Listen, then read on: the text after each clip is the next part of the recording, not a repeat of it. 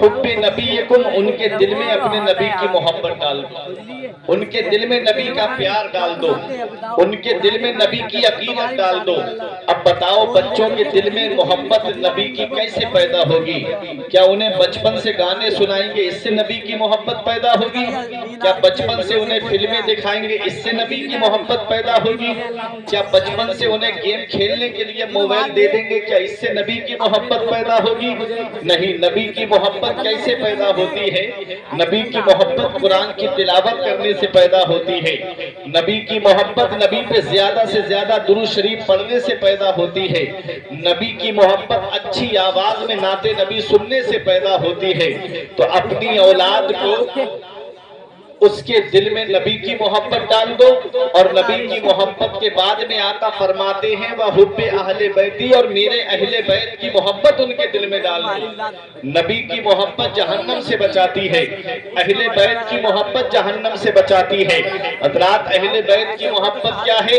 میرے آقا ارشاد فرماتے ہیں رَأَيْتُ لَيْلَةَ أُسْرِيَ بِي عَلَى بَابِ الْجَنَّةِ مَكْتُوبًا، جب میں معراج کو تشریف لے گیا تو میں نے جنت کے دروازے پہ کچھ لکھا ہوا دیکھا۔ صحابہ عرض کرتے ہیں یا رسول اللہ کیا لکھا ہوا ہے؟ نبی ارشاد فرماتے ہیں لکھا ہوا ہے لا الہ الا اللہ محمد رسول اللہ، اللہ کے سوا کوئی معبود نہیں ہے اور محمد صلی اللہ علیہ وسلم اللہ کے رسول ہیں۔ اور آگے لکھا ہے علی حب اللہ، علی اللہ کا محبوب ہے، وفاطمہ خیارت اللہ، اور فاطمہ اللہ کی پسندیدہ بندی ہے، الحسن والحسین صفت اللہ، حسن اور حسین اللہ کے چنیدہ بندے ہیں۔ پتا چلا جنت کے دروازے پر میرے نبی کا نام لکھا ہے، جنت کے دروازے پر مولا علی کا نام لکھا ہے، جنت کے دروازے پر حضرت فاطمہ کا نام لکھا ہے، جنت کے دروازے پہ امام حسن اور امام حسین کا نام لکھا ہے۔ ارے جب تک پنجتن اجازت نہیں دیں گے کوئی بھی جنت میں داخل نہیں ہو سکتا ہے۔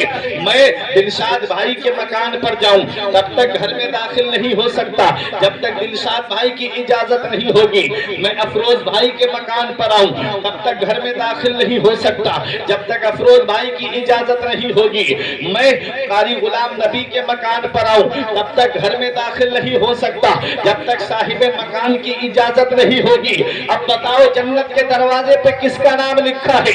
جنت کے دروازے پر میرے نبی کا نام لکھا ہے، جنت کے دروازے پر مولا علی کا نام لکھا ہے، جنت کے دروازے پر حضرت فاطمہ کا نام لکھا ہے، جنت کے دروازے پر امام حسن اور امام حسین کا نام لکھا ہے۔ جب تک پنجتن اجازت نہیں دیں گے کسی کا باپ بھی جنت میں داخل نہیں ہو سکتا۔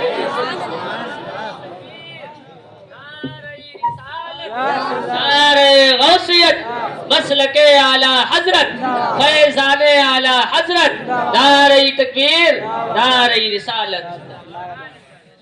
علامہ حسن پکار کے کہتے ہیں باغ جنت کے ہیں بہرے مدح خانے اہل بیت، باغ جنت کے ہیں بہرے مدح خانے اہل بیت، تم کو مژدہ نار کا دشمنان اہل بیت، ان کی پاکی کا خدائے پاک کرتا ہے بیاں، آیا تطہیر سے ظاہر ہے شان اہل بیت۔ اور فرماتے ہیں بے اجازت جن کے گھر میں جبرائیل آتے نہیں، قدر والے جانتے ہیں قدر و شان اہل بیت۔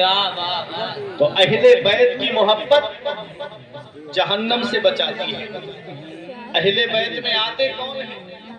اہل بیت میں ویسے تو تمام ازواج مطہرات اہل بیت میں داخل ہیں۔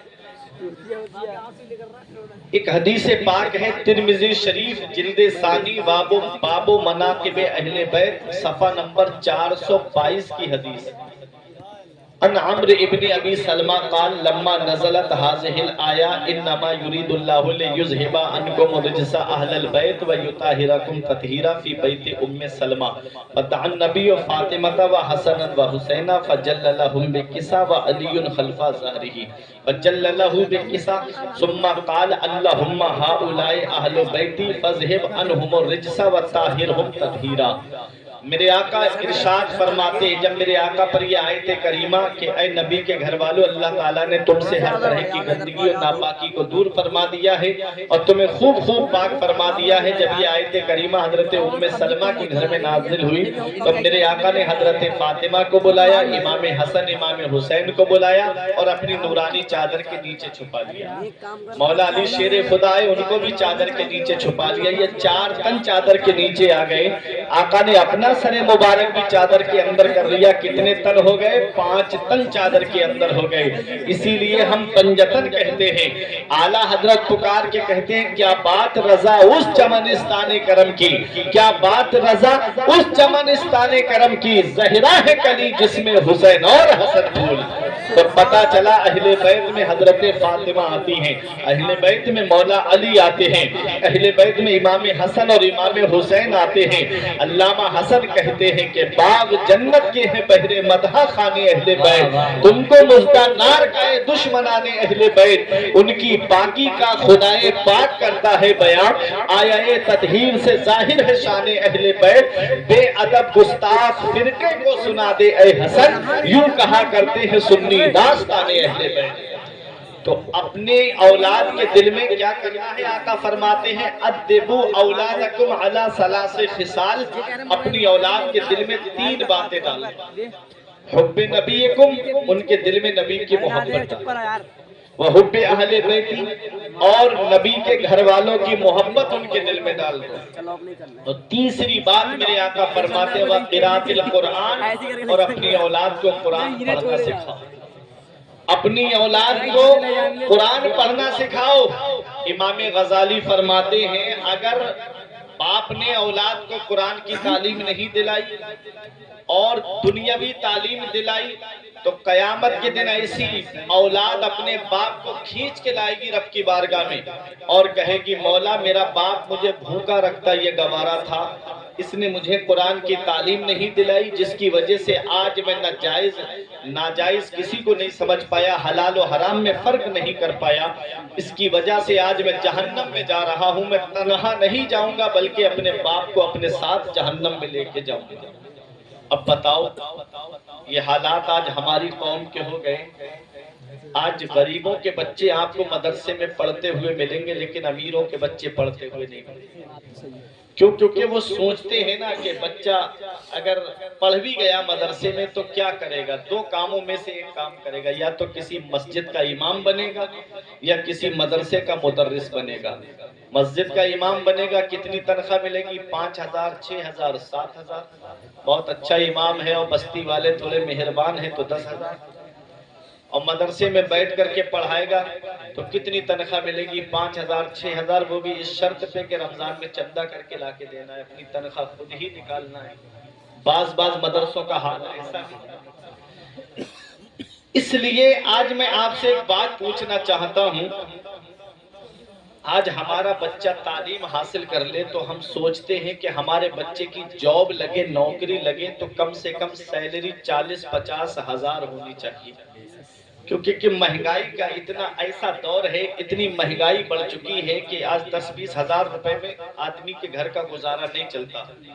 کبھی دل پہ ہاتھ رکھ کر کے سوچا ہے 24 گھنٹے تمہاری بستی میں ڈیوٹی دینے والا امام جو تمہارے بچوں کو صبح کو بھی پڑھاتا ہے، ظہر کے بعد بھی پڑھاتا ہے، عشاء سے پہلے بھی پڑھاتا ہے اور 5 وقت کی نماز بھی با جماعت پابندی کے ساتھ میں پڑھاتا ہے، کبھی دل پہ ہاتھ رکھ کر کے سوچا کیا اس کے بیوی بچے نہیں ہیں؟ کیا اس کے ماں باپ نہیں ہیں؟ کیا اس کے گھر والے نہیں ہیں؟ کیا اس کے گھر کے خرچے نہیں ہیں؟ کیا اس کے بچوں کا دل نہیں کرتا کہ آج ہمارے گھر میں بھی کوئی اچھی چیز بن جاتی؟ کیا ان کے بچوں کا دل نہیں کرتا کہ آج ہم بھی کوئی اچھی چیز کھا کر کے شام کو آرام سے سو جائیں؟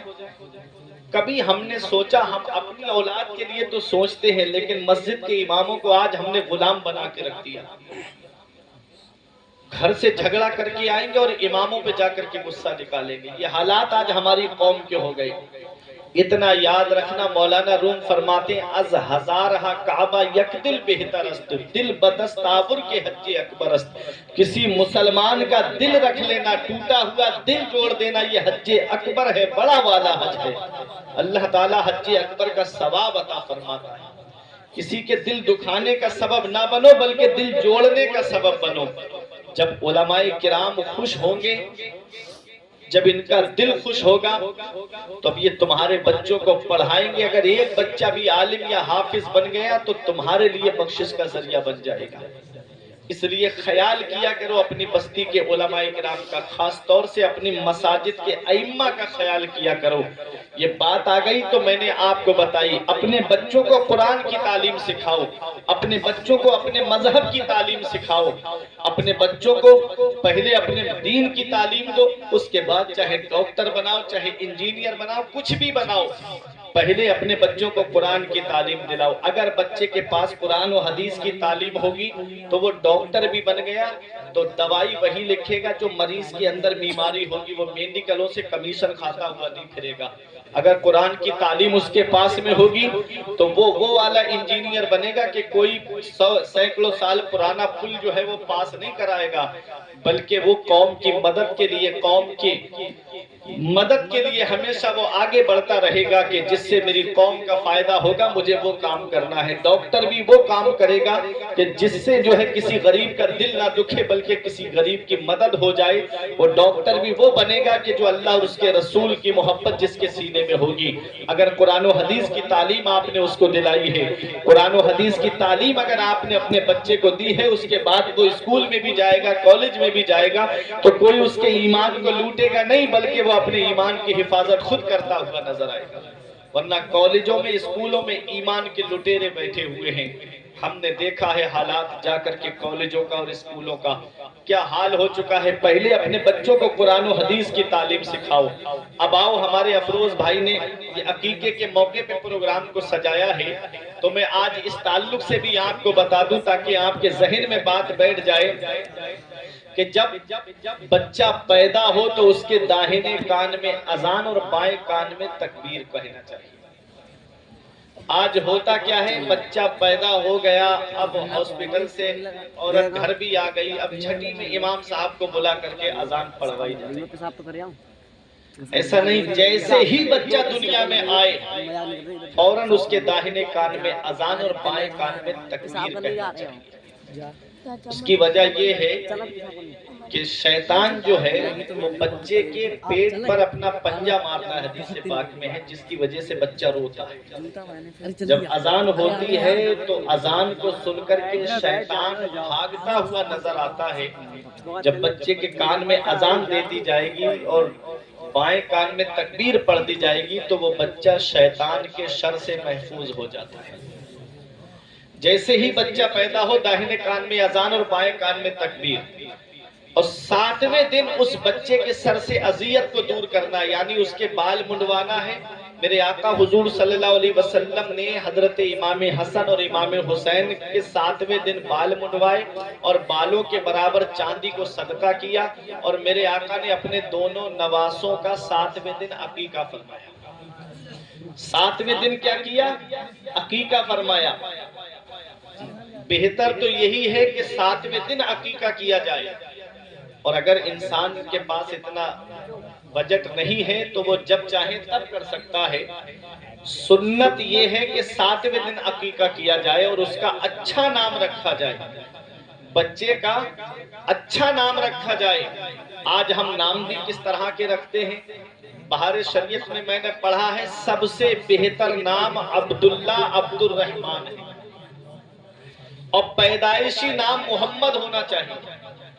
لڑکا ہے تو پیدائشی نام محمد رکھنا چاہیے۔ پکارنے کے لیے آپ عرف میں کچھ بھی رکھ لیجئے، لیکن بہتر نام وہ ہے کہ جو ہمارے بزرگوں کے اور صحابہ کے نام پر، جو پیغمبروں کے نام پر نام ہو۔ پیدائشی نام محمد ہونا چاہیے۔ اچھے نام کا فائدہ کیا ہے؟ قیامت کے دن پروردگار عالم جب اپنے محبوب کو آواز دے گا، میرے آقا حضور صلی اللہ علیہ وسلم کو آواز دے گا تو جتنے محمد نام کے ہوں گے وہ سب رب کی بارگاہ میں پہنچ جائیں گے. رب فرمائے گا میں نے اپنے محبوب محمد صلی اللہ علیہ وسلم کو آواز دی ہے, پکارا ہے. وہ کہیں گے مولا ہمارا نام محمد ہے, وہ کہیں گے مولا ہمارا نام محمد ہے.